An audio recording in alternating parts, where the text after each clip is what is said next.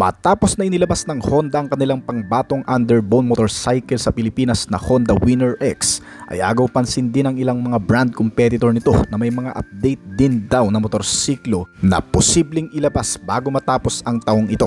Kaya naman sa video na ito ay tatalakayin natin ang ilang mga brand gaya ng Yamaha, Suzuki na nagsasabing may bagong mga motorsiklo ngayong taon at yan ang iisa-isay natin kasama ng mga presyo nito. Pero bago yun, syempre kung bago ka pa lamang po dito sa aking channel, baka naman kaibigan po mag-click sa subscribe button pati na ang notification bell para naman update lagi sa mga video na gagawin ko pa. Alright, simulan na natin to!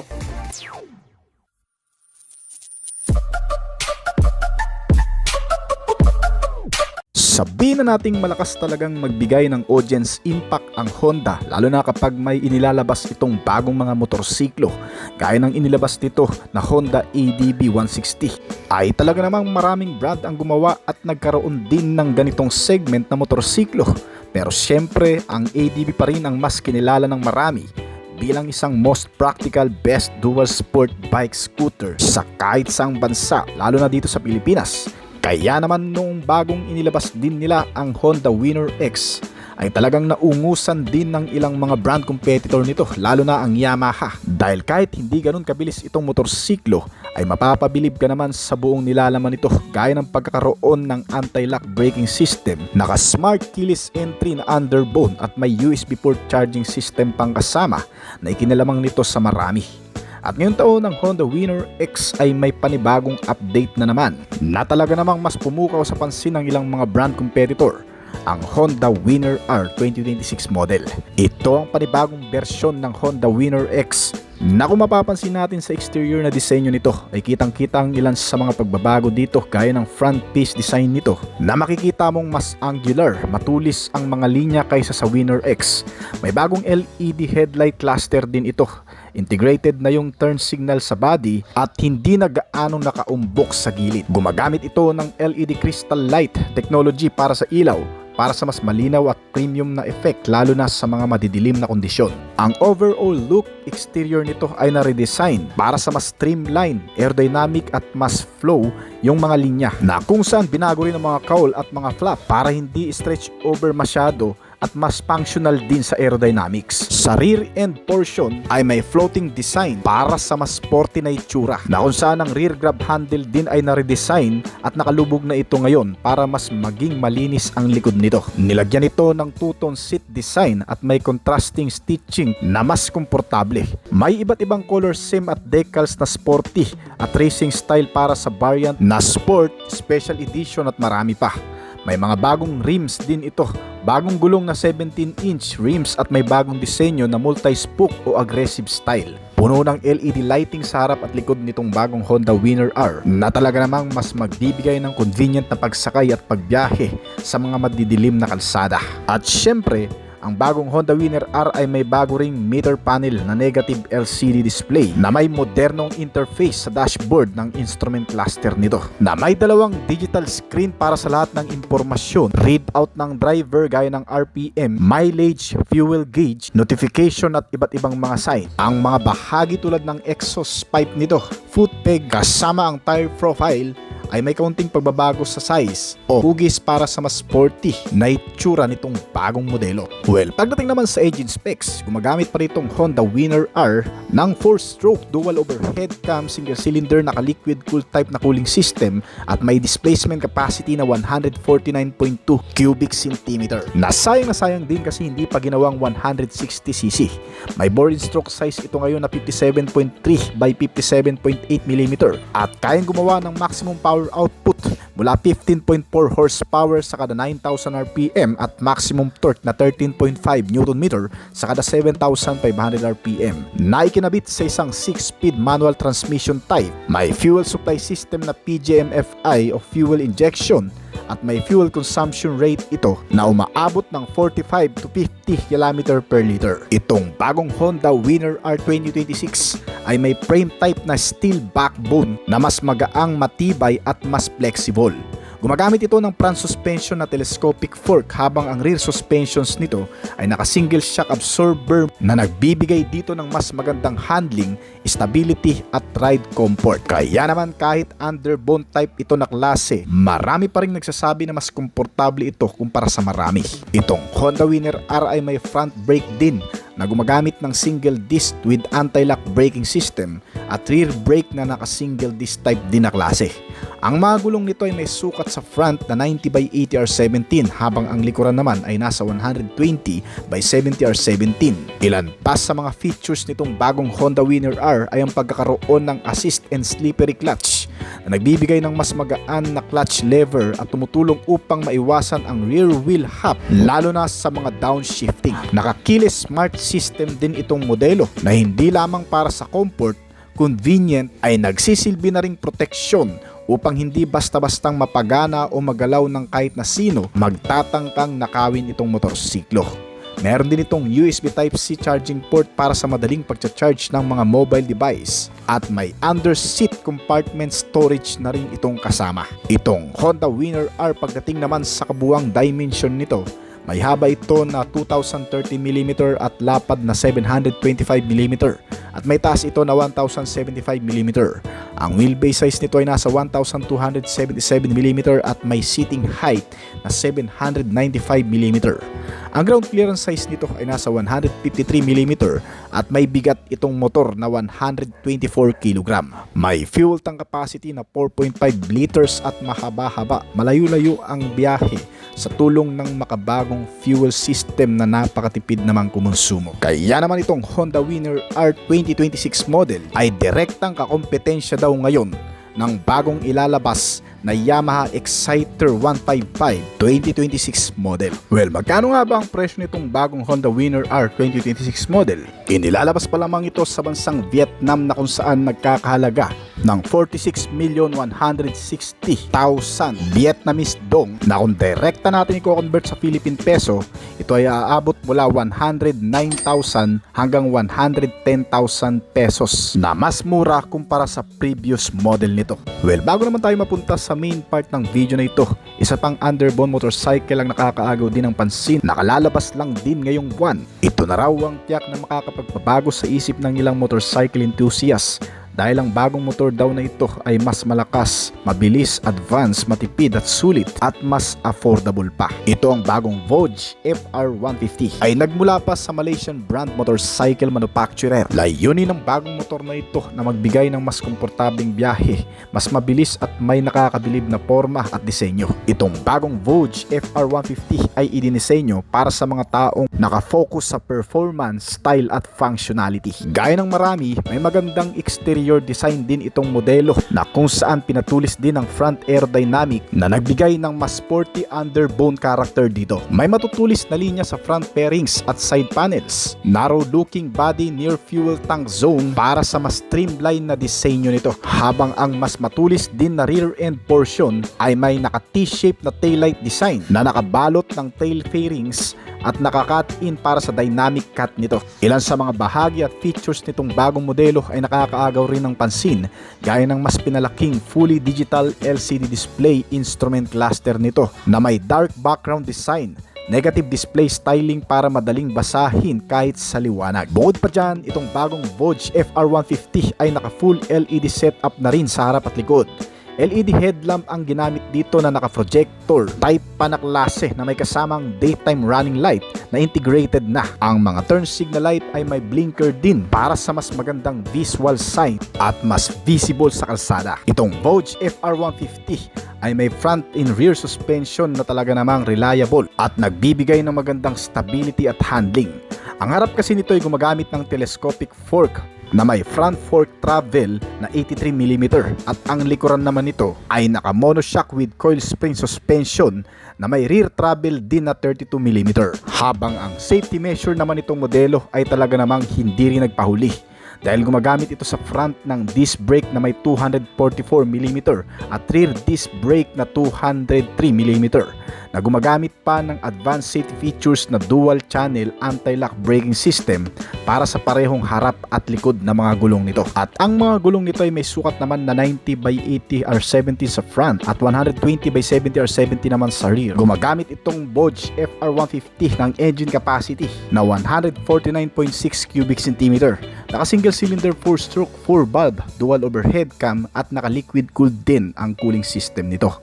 May bore stroke size ito na 57.3mm by 58mm at compression ratio na 11.3:1 na kaya namang gumawa ng 15 horsepower sa kada 8,500 RPM at maximum torque na 13.5 Nm sa kada 7,500 RPM na nakakabit sa 6-speed manual gearbox at may slippery clutch pang kasama para sa mas magaang at mabilis na pagsishift. Nilagyan rin ito ng electronic fuel injection para sa mas magandang fuel economy.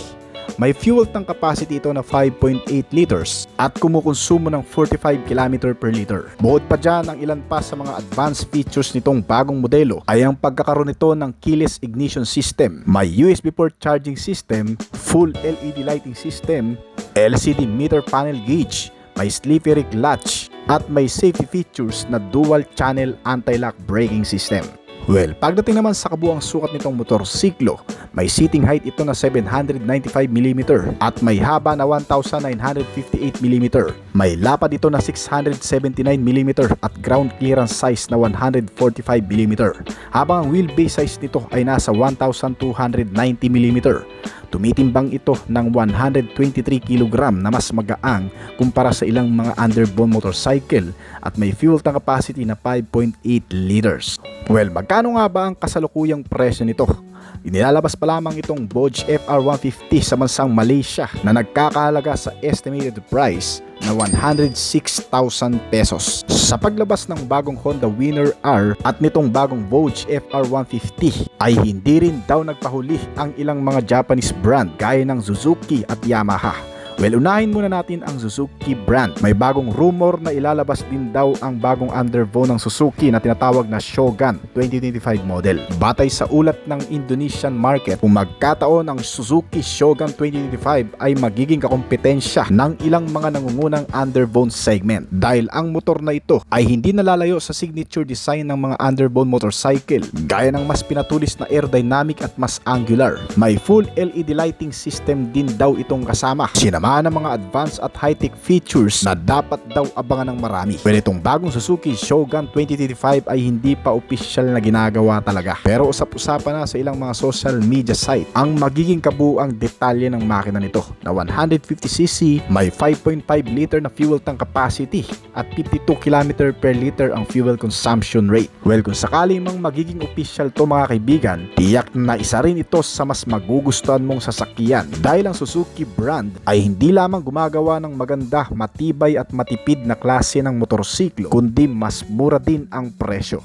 Bukod sa bagong Suzuki Shogun 2025 ay may kuro-kuro din tungkol sa Yamaha Exciter 155 2026 model. May ilang mga larawan na nagpapakita na ito na raw ang magiging bagong itsura ngayon ng Yamaha Sniper o Exciter 2026 model. Medyo malapad ito at halatang mas modern, ngunit hindi pa rin maitatanggi ang lamang ng itsura nito na mukhang inspired design din na hinango sa bagong modelo na Honda Winner R model. Pero itong isang to, marami rin ang nagsasabi na AI generated photo lang naman din ito na may malakas na tendensing magiging totoo, lalo pat ang nangungunang brand competitor nito ay ang Honda na official nang naglabas ng bagong version ng Honda Winner R 2026 model. Ganun pa man ay gantihan lang naman ng dalawang brand na ito. Nasa mata pa rin ng marami kung alin sa dalawang ito ang mas dudumugin o yung lalangawin. Kaya naman ilalagay na rin natin ang mga previous model. Yamaha Sniper 155. Matapos marka ng 10 taon itong pamamayagpag sa bansa noong 2020, inilabas ang bagong Yamaha Sniper 155 na nagpapakita ng pagiging sporty kasama ang matatalim na disenyo nito at kabuwang performance na may kasamang modernong katangian. Ang Yamaha Sniper ay kilala din sa pagiging mabilis nito na ginagamit sa parehong karera at kalye. Ito ay isang alamat sa mata ng marami sa kategoryang underbone motorcycle sa lokal na merkado ng Pilipinas. Ang commuter bike na ito ay ginawang available sa dalawang variant. Ang standard na nagkakahalaga ng 121,200 at ang R version na variant ito na nagkakahalaga naman ng 129,900 pesos. Maaaring i-personalize ang Yamaha Sniper 155 sa pamamagitan ng malawak na hanay ng mga pagpipilian sa kulay nito, kabilang ang Black Raven, Racing Blue, Gold at Gray. At balibalita na rin ang paglabas ng isa pang makabagong bersyon nito na nilagyan na ng mga bagong teknolohiya sa kaligtasan at mga access na connectivity gaya ng Y-Connect system. Pinapagana ito ng 155 cubic centimeter displacement capacity, naka-single cylinder 4-stroke, single overhead camshaft, naka 4 valves engine na ginamitan ito ng liquid-cooled na cooling system. At fuel-injected type na fuel supply system. Meron din itong kasamang assist and slippery para sa pagpapagaang ng pagmamaneho lalo na sa paggamit ng clutch lever. Ito ay may manual transmission at 6-speed variable gear shifting na kaya gumawa ng 17.8 horsepower sa kada 9,500 RPM at 14.4 Nm ng torque naman sa kada 8,000 RPM. Kaya nitong tumakbo sa bilis ng 135 to 140 km/h. May fuel tank capacity din ito na 5.4 liters at matipid na rin naman kumonsumo ng fuel na umaabot naman sa 45 km/liter.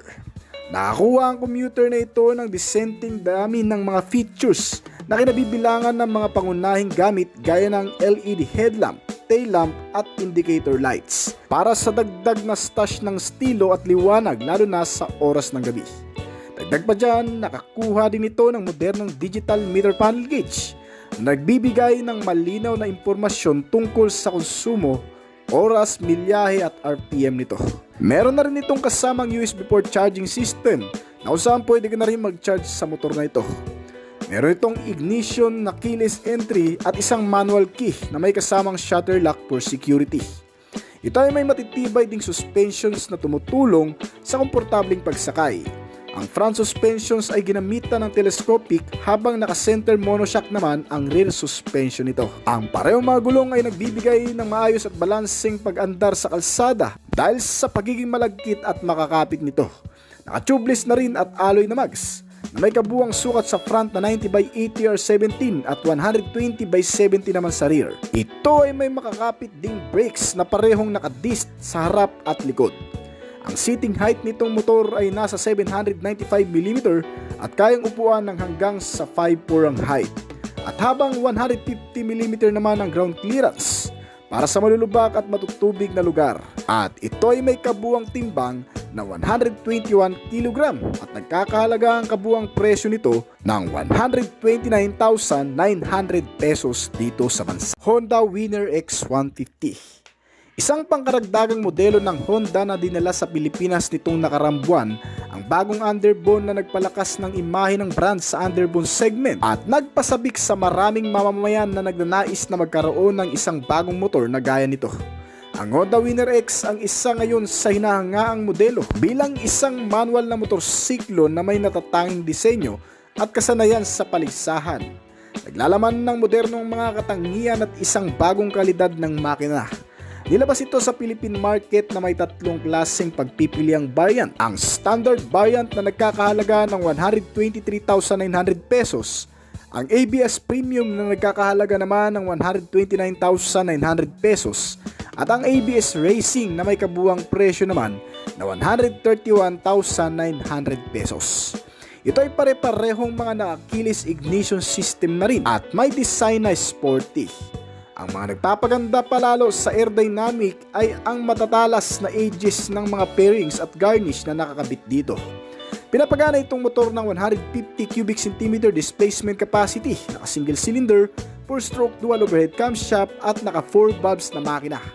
Ginamitan din ito ng PGM-FI o Program Fuel Injected Type na siyang tumutulong mapatipid ang konsumo nito sa gasolina at maisaayos ang bilis na nagagawa nito sa kalsada. Naka-liquid cooled type naman ang cooling system para sa mahabang biyahe at isang manual transmission na may 6-speed gear shifting. Nagmagawa ng 15.5 horsepower sa kada 9,000 RPM at 13.5 Nm ng torque naman sa kada 7,000 RPM. Ang bilis nitong motor ay umaabot ng 130 to 135 km per hour. Bagamat hindi pa gaanong nasubukan ng marami, ay nakakamangha na rin lalo pat nagkaroon ito ng isang fuel tank capacity na 4.5 liters at kumukonsumo ng 52.3 km per liter.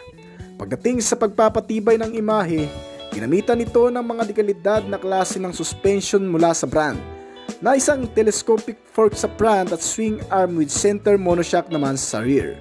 Kasama ang makakapit na brake na naka-disc type na rin pati sa likurang bahagi.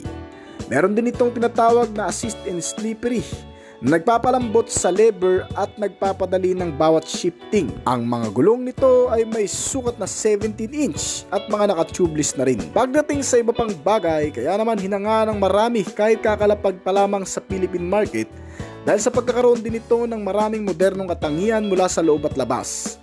Ang mga ilaw nito na naka-LED type, headlamp at tail lamp at mga indicator light. Meron itong isang digital instrument meter panel gauge na nagbibigay ng malinaw na impormasyon tungkol sa mga pagmamaneho at may kasama na rin itong idling stop system na nagko-contribute sa pagtitipid nito kumonsumo ng gasolina. At bukod pa dyan, may mga safety features din ito na lubhang kakailanganin natin sa oras ng emergency, gaya ng ABS o anti-lock braking system na nag-a-unlock sa maigpit na kapit ng brake kapag bigla mo itong naggamit sa hindi naasang pagkakataon. Sinamahan din ito ng bank angle sensor na para naman sa mga biglang pakurbada o bigla mong maibabank sa mga palikong kalsada na tumutulong sa maayos at ligtas na pagbabank nito.